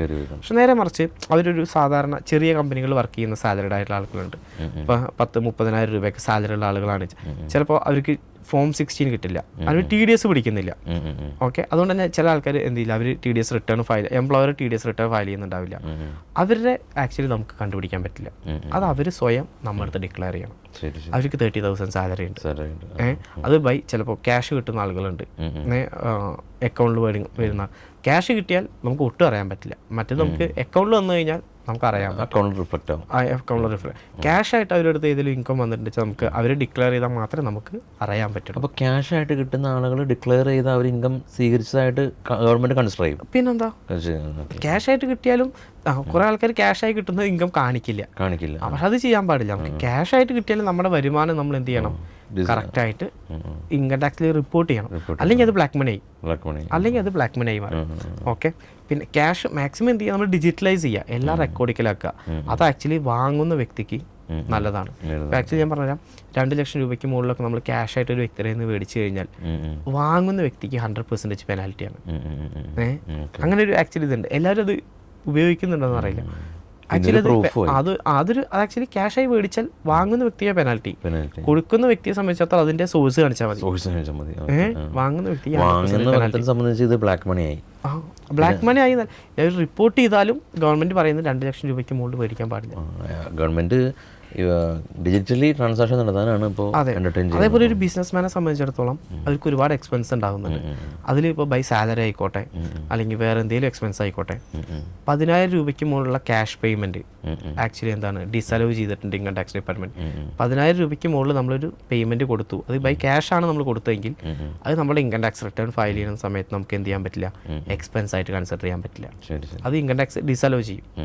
ഓക്കെ, നമുക്ക് ആക്ച്വലി എക്സ്പെൻസ് ആയി, പക്ഷെ നമുക്കത് എന്ത് ചെയ്യാൻ പറ്റിയില്ല, ഇൻകം ടാക്സ് ഡിപ്പാർട്ട്മെന്റ് വ്യൂ പോയിന്റിൽ അത് എക്സ്പെൻസ് ആയിട്ട് കണക്കാക്കാൻ പറ്റിയില്ല. അങ്ങനെ കുറച്ച് കാര്യം. അപ്പോൾ എല്ലാ ട്രാൻസാക്ഷനും ഞാൻ പറയാ 100% ഡിജിറ്റലൈസ് ചെയ്യാം. ഒരു ബിസിനസ് സ്ഥാപനമാണെങ്കിൽ 100% ഡിജിറ്റലൈസ് ചെയ്യാം. അത്രയും നിങ്ങൾക്ക് ബെനിഫിറ്റ് കൂടുതലാണ്. ഇപ്പോൾ പ്രിസംപ്റ്റീവ് ടാക്സേഷനൊക്കെ ഓപ്റ്റ് ചെയ്യുന്ന ആൾക്കാരാണെന്ന് വെച്ചാൽ അവർക്ക് അതിൽ 6% പ്രോഫിറ്റ് കാണിച്ചാൽ മതി ഡിജിറ്റൽ ട്രാൻസാക്ഷനിൽ. അല്ലാന്ന് വെച്ചാൽ അത് ക്യാഷ് ആണെന്ന് വെച്ചാൽ 8% മിനിമം പ്രോഫിറ്റ് ഡിക്ലെയർ ചെയ്യണം. അങ്ങനെ ഒരുപാട് ബെനിഫിറ്റ്സ് ആക്ച്വലി അതിലുണ്ട്. പിന്നെ ഡിജിറ്റലൈസ് ചെയ്യുമ്പോൾ അത്രയും ഫണ്ട് നമുക്ക് സേവ് ആണ്, അത്രയും സേഫാണ്. അങ്ങനത്തെ കുറച്ച് കാര്യങ്ങളുണ്ട്. മാക്സിമം ഡിജിറ്റലൈസ് ചെയ്യാണ് എപ്പോഴും നല്ലത്. ഒരു ട്രേഡർ എന്ന നിലയിൽ ഇൻട്രാഡേ ചെയ്യുന്ന ആളുകളുണ്ട്, ഫ്യൂച്ചർ ആൻഡ് ഓപ്ഷൻ ചെയ്യുന്ന ആളുകളുണ്ട്, ഇൻവെസ്റ്റ്മെൻറ്റ് ചെയ്യുന്ന ആളുകളുണ്ട്. ഇതിൽ നമുക്കറിയാം ഈ ഇൻട്രാഡേ എല്ലാം തന്നെ ഒരു സ്പെക്കുലേറ്റീവ് നേച്ചറിലാണ് വരുന്നത്. അപ്പോൾ ഇവർക്ക് ഈ സ്പെക്കുലേറ്റീവ് ബിസിനസ് ചെയ്യുന്ന സമയത്ത് തന്നെ ഇവരുടെ ഈ ഒരു മറ്റുള്ള എക്സ്പെൻസ് ഇവരുടെ പ്രോഫിറ്റിൽ ഇൻകോർപ്പറേറ്റ് ചെയ്യാൻ സാധിക്കും.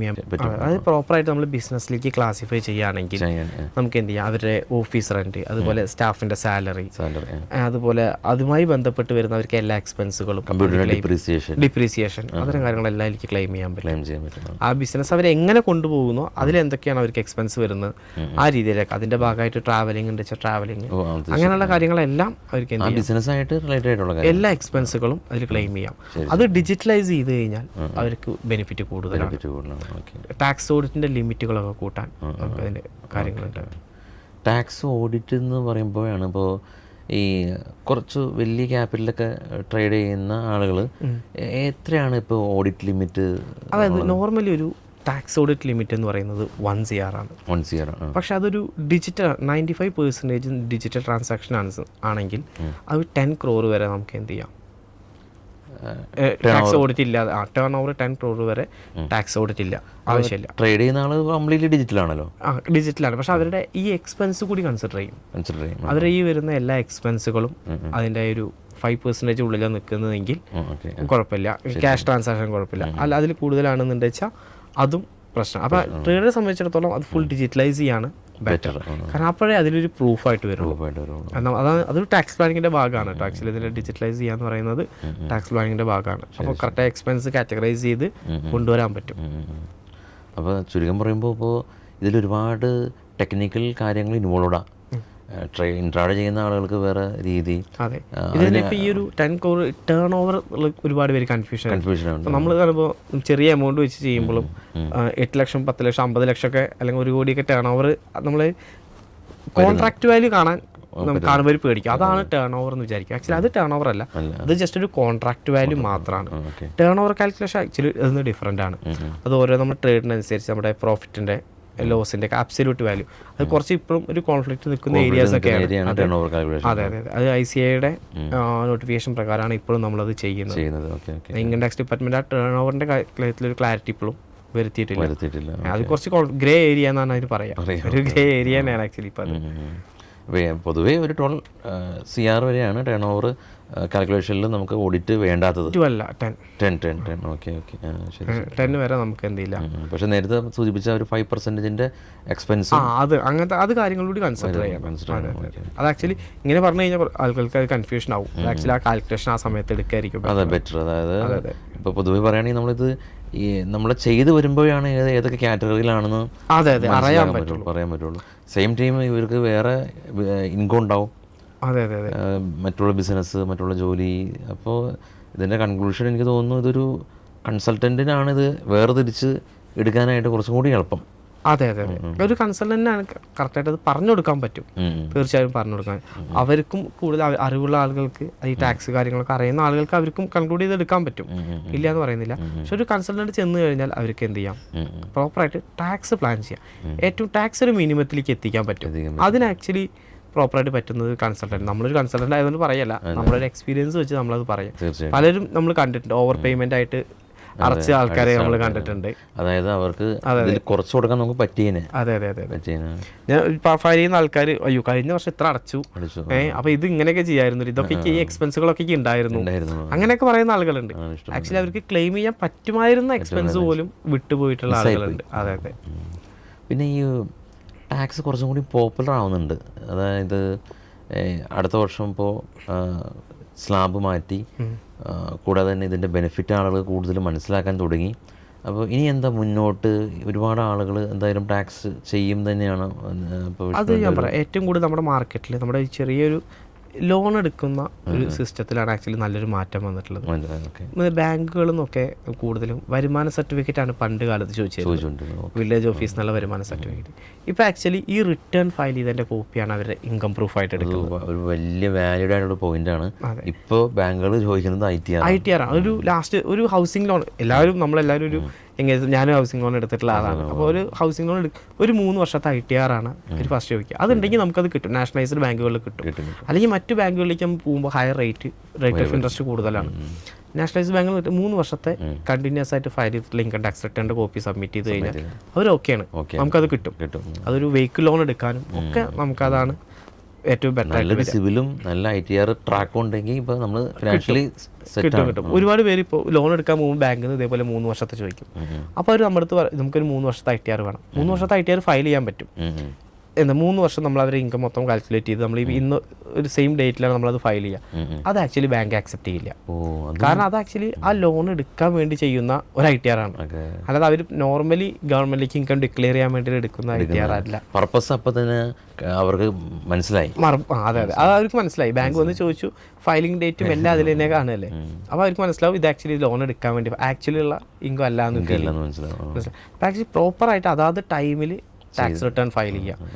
ഇങ്ങനെ ലേറ്റ് ആയിട്ട് ഫയൽ ചെയ്യുമ്പോൾ ചില ആൾക്കാർ വരുമ്പോൾ നമുക്ക് കാണാൻ പലരും ഇൻകം ടാക്സ് അടയ്ക്കേണ്ട ആളുകളുണ്ട്, അടയ്ക്കാൻ പറ്റാതെ അവർക്ക് അഡീഷണൽ ടാക്സ് കൊടുക്കേണ്ടി വരും. ചില ആൾക്കാർ അപ്പോഴാണ് ഇത് കാണുക, അയ്യോ ഇങ്ങനെ ഒരു സാധനം എനിക്ക് അതിൽ വന്നിരുന്നോ, അവരത് ശ്രദ്ധിച്ചിട്ടുണ്ടാവില്ല. ചില ആൾക്കാർ ശ്രദ്ധിച്ചിട്ടുണ്ടാവില്ല. അവർക്കൊക്കെ ഇപ്പോൾ ഓരോ വർഷം കഴിയും തോറും അപ്ഡേറ്റ് റിട്ടേൺ ഫയൽ ചെയ്യാന്നാണ് ഇതിന് പറയുക. ഇതിൽ 50% അഡീഷണൽ ടാക്സ്, ഒരു വർഷം കൂടി കഴിഞ്ഞാൽ 60%, പിന്നെ 70%, അങ്ങനെയൊക്കെയാണ് ഇപ്പോൾ അഡീഷണൽ ടാക്സ്. ഫസ്റ്റ് ഇയറിൽ ഡിലേ ചെയ്യാം 25%, അങ്ങനെ അത്ര ഇപ്പം 4 വർഷത്തേക്ക് ഇപ്പോൾ ഫയൽ ചെയ്യാം. അതിൽ ആക്ച്വലി ഇത്രയും അഡീഷണൽ ടാക്സ് നമ്മൾ എത്രയാണ് കൊടുക്കേണ്ടത്, അതിൻ്റെ അഡീഷണൽ ടാക്സ് കൊടുക്കാൻ ഈ ഒരു അപ്ഡേറ്റ് റിട്ടേണിലൂടെ നമുക്ക് വേണ്ടിവരും. അപ്പോൾ ഇത്രയധികം ബെനിഫിറ്റ് ഉള്ളൊരു കാര്യമാണ് ടാക്സ് ഫയൽ ചെയ്യുക എന്നുള്ളത്. അതെ, ടാക്സ് ഫയൽ ചെയ്യുമ്പോൾ നമുക്കൊരു ഫിനാൻഷ്യൽ ട്രാക്ക് റെക്കോർഡാവും, ലോൺ എടുക്കാം, പിന്നെ TDS കട്ട് ചെയ്തിട്ടുണ്ടെങ്കിൽ അത് നമുക്ക് തിരിച്ച് കിട്ടും. അതെ. പക്ഷേ സ്റ്റിൽ ഇപ്പോഴും കുറച്ച് വളരെ ചുരുക്കം ആളുകൾ അന്ന് പിന്നെ ഇതൊന്നും വേണ്ട എന്ന് മുഖം തിരിച്ച് നിൽക്കുന്ന ആളുകളുണ്ട്. അവരുടെ അടുത്ത് എന്താ പറയാനുള്ളത്? ഇപ്പോൾ അവർ ആക്ച്വലി ഫയൽ ചെയ്തില്ലെങ്കിൽ അത് സ്മോൾ ഇൻകം ഗ്രൂപ്പ്സ് ആണെന്ന് വെച്ചാൽ പെട്ടെന്നൊന്നും എന്ത് വരില്ല, നോട്ടീസ് കാര്യങ്ങൾ വരില്ല. ഇപ്പോൾ 2 ലക്ഷത്തിൽ താഴെയാണെന്ന് വെച്ചാൽ അവർ ഫയൽ ചെയ്യണം നിർബന്ധമില്ല. പക്ഷെ അവർക്ക് ഇതേപോലെ റീഫണ്ട് കിട്ടാനുണ്ട്, അതേപോലെ ലോസസ് കാര്യങ്ങൾ ക്യാരി ഫോർവേഡ് ചെയ്യാനുണ്ട്. അതേപോലെ ഇപ്പോൾ ഫ്യൂച്ചറിൽ ഒരു 3rd ഇയർ കഴിഞ്ഞ് കഴിഞ്ഞാൽ നമുക്കൊരു ഹൗസിംഗ് ലോൺ എടുക്കാനുണ്ട്. ഇങ്ങനത്തെ ആവശ്യങ്ങൾക്ക് വരുമ്പോൾ അവർ നിർബന്ധമായിട്ടും ഫയൽ ചെയ്ത് കഴിഞ്ഞാൽ നല്ലതാണ്. ഇൻകം ടാക്സ് ഡിപ്പാർട്ട്മെന്റ് അത് ഫയൽ ചെയ്യണം പറഞ്ഞിട്ട് അവരെന്നെ ഒരിക്കലും നിർബന്ധിക്കില്ല, കാരണം അത് നമ്മുടെ ആവശ്യമാണ്. റിട്ടേൺ ഫയൽ ചെയ്യേണ്ടത് ഞാൻ പറയാം 2 തരത്തിൽ. ഒന്ന് ഡിപ്പാർട്ട്മെന്റിന്റെ അല്ലെങ്കിൽ നമ്മുടെ ഗവൺമെന്റിന്റെ ആവശ്യം, ചില സമയത്ത് അത് നമ്മുടെ ആവശ്യമുള്ള. അതായത് പ്രോഫിറ്റ് കൂടുമ്പോൾ ഗവൺമെന്റിന്റെ ആവശ്യം, ലോസ് കൂടുമ്പോൾ നമ്മുടെ ആവശ്യമാണ് റിട്ടേൺ ഫയൽ ചെയ്യേണ്ടത്. അതാണ് ആക്ച്വലി വരുന്നൊരു സിറ്റുവേഷൻ. ഇപ്പോൾ ഒരു പറഞ്ഞത് വാലിഡ് പോയിന്റാണ്. അതായത് ഇൻകം ടാക്സ് ഫയൽ ചെയ്യേണ്ടത് പണ്ടൊക്കെ ഗവൺമെൻറ് പുഷ് ചെയ്യായിരുന്നു ചെയ്യാനായിട്ട്. പക്ഷേ ഇത് പ്രാക്ടിക്കലി വേറൊരു പെർസ്പെക്റ്റീവിലൂടെ നോക്കുകയാണെങ്കിൽ ഇത് നമ്മളുടെ ആവശ്യമാണ്. നമുക്ക് ഹോം ലോൺ കിട്ടാനായി, നമുക്ക് നല്ലൊരു ട്രാക്ക് റെക്കോർഡ് ഉണ്ടാവാനായിട്ട്, അല്ലെങ്കിൽ നമ്മളെ ലോസ് ക്യാരി ഫോർവേഡ് ചെയ്യാനായിട്ടുള്ളൊരു ഓപ്പർച്യൂണിറ്റി ഇൻകം ടാക്സ് ഫയലിങ്ങിലൂടെ കിട്ടുന്നുണ്ട്. അപ്പോൾ ഈ ഇത്തരം ബെനിഫിറ്റ്സ് ഒക്കെ മിസ്സ് ചെയ്ത് ഫയൽ ചെയ്യാതിരുന്ന് അതിൻ്റെ നോട്ടീസും വന്ന് അതിൻ്റെ പുറകെ നടക്കുന്നതിനേക്കാൾ എത്രയോ ഭേദമാണ് എന്നുള്ളത് കൃത്യമായിട്ട് ഫയൽ ചെയ്ത് പോവുകയാണെങ്കിൽ. അപ്പോൾ ടാക്സ് ITR ഫയൽ ചെയ്യുക എന്ന് പറയുന്നത് ഒരു ഘടകവും, ടാക്സ് കൊടുക്കുക എന്ന് പറയുന്നത് സെക്കൻഡ് വേറെ. മീൻസ് നമുക്ക് കാൽക്കുലേറ്റ് ചെയ്യുമ്പോഴാണ് കൊടുക്കേണ്ട സമയത്ത് മാത്രം ടാക്സ് കൊടുത്താൽ മതി. ഇൻകം കറക്റ്റ് ബേസിക് എക്സംഷൻ ലിമിറ്റിന്റെ മുകളിലുണ്ടെങ്കിൽ നിർബന്ധമായിട്ട് റിട്ടേൺ ഫയൽ ചെയ്യാം. അത് ആക്ച്വലി ഫ്യൂച്ചർ ഇൻഡിവിജ്വൽ അവർക്ക് തന്നെ പഠിച്ചത് അവർ തന്നെ ചെയ്യാം. അവർക്ക് നല്ല രീതിയിൽ ടാക്സ് പ്ലാനിങ്ങും കാര്യങ്ങളൊക്കെ ആവശ്യമുള്ളതെന്ന് വെച്ചാൽ നമ്മളെടുത്ത് വരാം, നമ്മളത് കറക്റ്റായിട്ട് ഗൈഡ് ചെയ്ത് അവർക്ക് ഫ്യൂച്ചറിൽ വരെ ബുദ്ധിമുട്ടില്ലാത്ത രീതിയിൽ ചെയ്യാം. അതിനൊക്കെ പറ്റും. അതിൽ നിന്ന് ആക്ച്വലി അവർക്ക് ഗ്രോ ചെയ്യാൻ പറ്റും. ഒരു വളർച്ച വേണമെങ്കിൽ നമ്മൾ ലീഗലി നമ്മൾ കംപ്ലൈൻറ്റ് ചെയ്താലേ പറ്റുള്ളൂ, അല്ലെങ്കിൽ നമ്മളവിടെ മുരടിച്ച അവസ്ഥ. കാരണം ആ ടെൻഷൻ, ഒരു സെയിൽ ചെയ്യുമ്പോൾ അയ്യോ ടാക്സ് അടക്കണം എന്ന് ചിന്തിച്ചാൽ ആ സെയിൽ ചെയ്യാൻ പറ്റില്ല.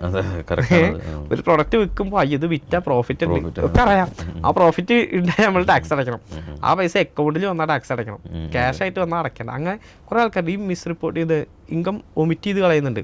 സെയിൽസ് അത് ടേൺ ഓവർ ആക്ച്വലി ക്യാഷ് ആയിട്ട് മേടിച്ച് ഒഴിവാക്കി കളയുന്ന ആൾക്കാരുണ്ട്. അത് ആക്ച്വലി വളരെ തെറ്റായിട്ടുള്ളതാണ്. അവർക്ക് നല്ല ലയബിലിറ്റി ഫ്യൂച്ചറിൽ വരും, ഒരു സംശയമില്ല. GST ഡിപ്പാർട്ട്മെന്റിന്റെ ഭാഗത്ത് നിന്ന് അത്രയും ഡിജിറ്റലൈസ് ആണ് നമ്മുടെ ട്രാൻസാക്ഷൻസ്. നമ്മളെക്കാൾ കൂടുതൽ ഗവൺമെന്റിന് അറിയാം. അത്രയും ടെക്നോളജി വളർന്നിട്ടുണ്ട്. അപ്പോൾ ആക്ച്വലി നമ്മൾ മാക്സിമം എല്ലാ ടേൺ ഓവറും പക്ക ഇൻകം ഡിക്ലെയർ ചെയ്യുക എന്നുള്ളതാണ് ഏറ്റവും. അതിൽ നമ്മുടേതായ ലീഗലി ടാക്സ് സേവ് ചെയ്യാനുള്ള ഓപ്ഷൻസ്, പക്ക ടാക്സ് പ്ലാൻ ചെയ്ത് കൊണ്ടുപോയി ഏറ്റവും മിനിമത്തിലെത്തിക്കുക. അതാണ് ഏതൊരു ഇൻഡിവിജ്വലും ചെയ്യേണ്ടത്. അത് കോർപ്പറേറ്റ്സ് ആയാലും സ്മോൾ ഇൻകം ഗ്രൂപ്പ്സ് ആയാലും സാലറിഡ് പേഴ്സൺ ആയാലും ട്രേഡേഴ്സ് ആയാലും ചെയ്യേണ്ട ഒരു കാര്യം. ടാക്സ് പേയ്മെൻറ്റ് ചെയ്യുന്ന സമയത്ത് നമ്മളൊരു ഫിനാൻഷ്യൽ ഇയറിൻ്റെ എൻഡിൽ കൺസൾട്ടൻറ്റിനെ സമീപിച്ചു, ടാക്സ് പേയ്മെൻറ്റ് ചെയ്യാനായിട്ട് പോവുകയാണ്.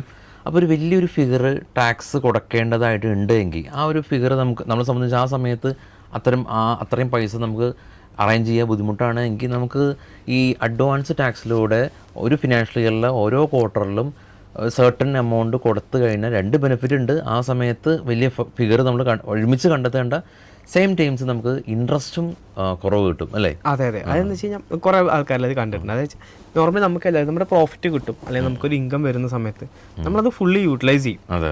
അതിലൊരു ടാക്സ് പേയ്മെന്റ് ഉണ്ട് നമുക്ക് അറിയാമെങ്കിൽ കൂടി നമ്മളത് ഫുള്ളി യൂട്ടിലൈസ് ചെയ്യും. ഇയർ എൻഡ് കഴിഞ്ഞ് നെക്സ്റ്റ് ഇയറിലാണ് ഇതിനെ ടാക്സ് കമ്പ്യൂട്ട് ചെയ്യുമ്പോൾ ഒരു 2 lakhs അങ്ങനെയൊക്കെ വരുന്നത്, അല്ലെങ്കിൽ അതിന് മുകളിലേക്ക് വരുന്നുണ്ടെങ്കിൽ ചെറിയ എമൗണ്ട് ഒക്കെ അപ്പം തന്നെ അടയ്ക്കാൻ കുഴപ്പമില്ല. അതിന് മുകളിൽ വരുന്നുണ്ടെങ്കിൽ പെട്ടെന്ന് പറയുമ്പോൾ അവരുടെ കയ്യിൽ ഉണ്ടാവില്ല, ചില ആളുകളുടെ കയ്യിൽ ഉണ്ടാവില്ല, ചില ആളുകളുടെ കയ്യിൽ അത് വലിയ ഫിഗർ ഒരുമിച്ച് എന്നുള്ളൊരു ഇത് വരും.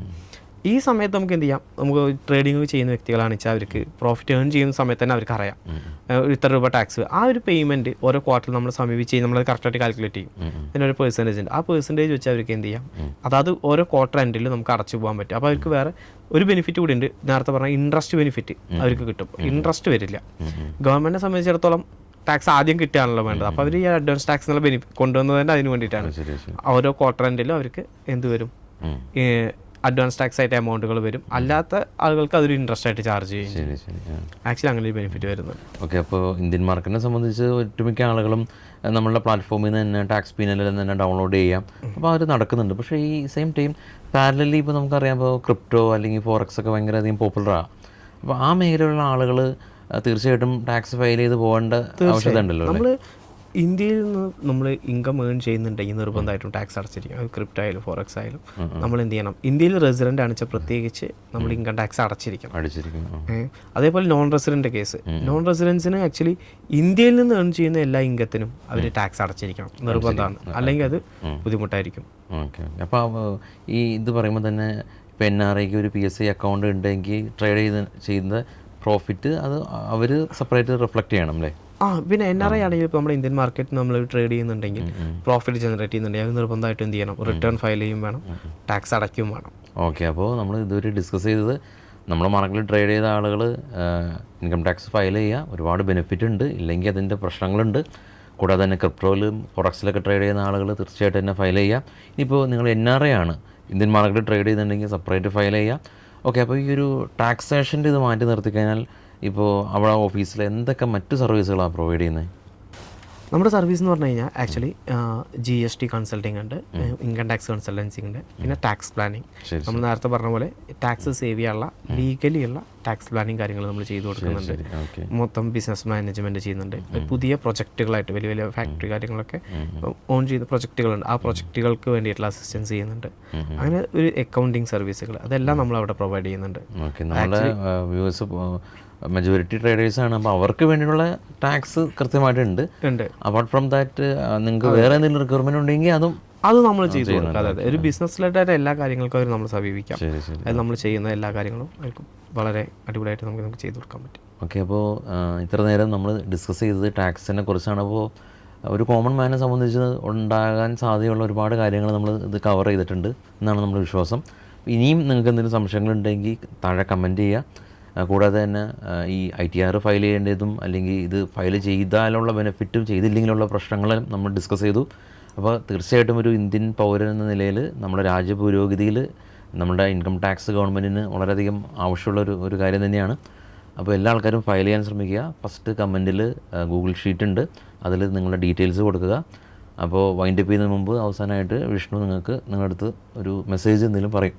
നമുക്കതിൽ നിങ്ങളുടെ അടുത്ത് എല്ലാവരും പറയാനുള്ളതെന്ന് വെച്ച് കഴിഞ്ഞാൽ നിങ്ങളെപ്പോഴും പ്രോപ്പറായിട്ട് ഇൻകം ഡിക്ലെയർ ചെയ്യുക. അതിൽ നിങ്ങൾ ഇൻകം ഹൈഡിങ്ങോ കാര്യങ്ങളോ ചെയ്യാതിരിക്കുക. കാരണം അത് നിങ്ങളുടെ ഫ്യൂച്ചറായിട്ടുള്ള വളർച്ചയ്ക്ക് അത് വളരെയധികം നെഗറ്റീവ് ഇമ്പാക്റ്റാണ് ഉണ്ടാക്കുക. നിങ്ങളുടെ കംപ്ലീറ്റ് ഇൻകം കറക്റ്റായിട്ട് ഡിക്ലെയർ ചെയ്യുക എന്നുള്ളതാണ് നിങ്ങൾ മെയിനായി ശ്രദ്ധിക്കേണ്ടത്. ടാക്സ് കൊടുക്കേണ്ട സിറ്റുവേഷൻ ആണെങ്കിൽ അത് കൊടുക്കുക. അതേപോലെ അത് ഓവർ ടാക്സ് പേയ്മെൻറ്റ് ഒഴിവാക്കാൻ വേണ്ടിയിട്ട് കറക്റ്റായിട്ട് ടാക്സ് പ്ലാൻ ചെയ്യുക. ഇതാണ് ആക്ച്വലി എനിക്ക് നിങ്ങൾക്ക് പറയാനുള്ളൊരു മെസ്സേജ്. നിങ്ങളുടെ ഇൻകം കംപ്ലീറ്റായി ഡിക്ലെയർ ചെയ്യുക.